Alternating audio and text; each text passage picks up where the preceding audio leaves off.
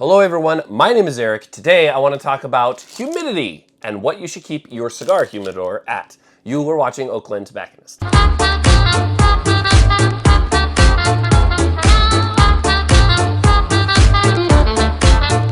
For this video, I'm smoking the masterpiece by AJ Fernandez, the new Deus de Gloria Brazil.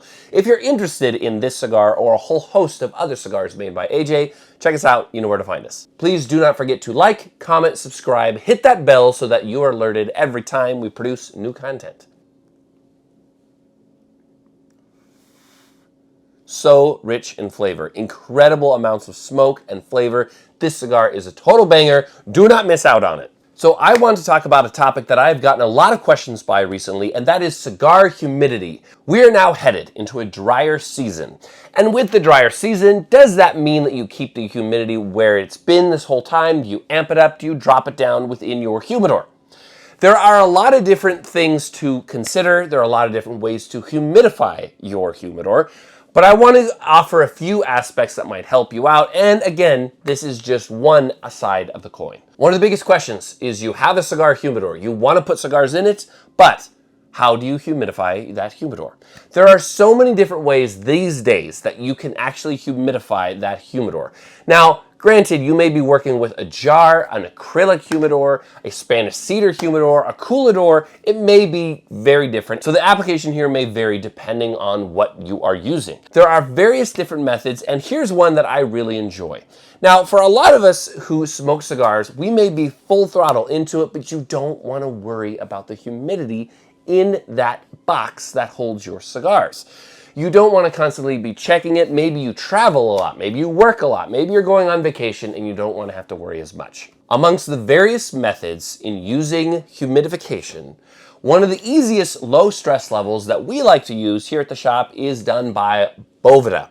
And that might be something you've seen in a small little pack like this. This is a Boveda pack, and how exactly does it work? It uses a combination of salts, of waters, to release humidity within that cigar box. And when it does that, it's regulating to whatever it's been rated to. For instance, this Boveda 60 gram, for that's how big it is, that's the size, has the printing of 72% on it. And what that means is that it's going to try to regulate 72% relative humidity within your humidor.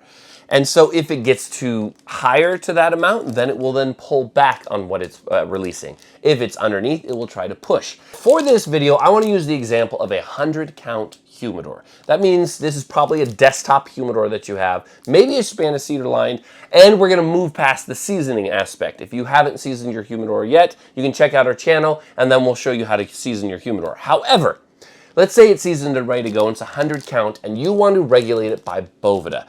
The easiest way to keep that is to make certain that your humidor has a great seal, and by putting these packs in there, that's going to regulate it to 72%. How many packs do you put inside your humidor? The easiest way it's broken down, the company has said before, is that you want to use 160 gram, meaning this size, one of them per 25 count rating.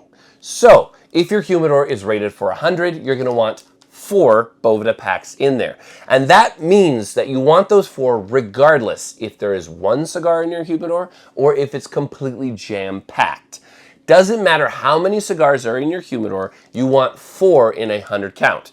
And using the same logic, if you have a 50 count, you want 2. If you have a 25 count, you want 1, 150, 6, and so on and so forth. And so that way you can regulate it and keep it at the position that you want. And don't worry, you can put this Boveda pack on top, underneath, touching your cigars. It's not going to matter either way. You have that Boveda pack, you're going to put that in there. As I say, for a 100 count humidor, you're going to want 4 to help regulate that. However, is 72% the amount that you want?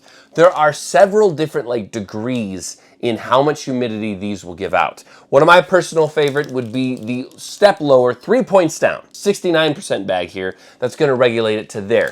As you've probably heard me say before on this channel, I am a big fan of below the 70-70 rule. When you research what should I keep my humidor at? What should the humidity be? More than likely you're going to find the 70-70 rule. 70 degrees, 70% humidity.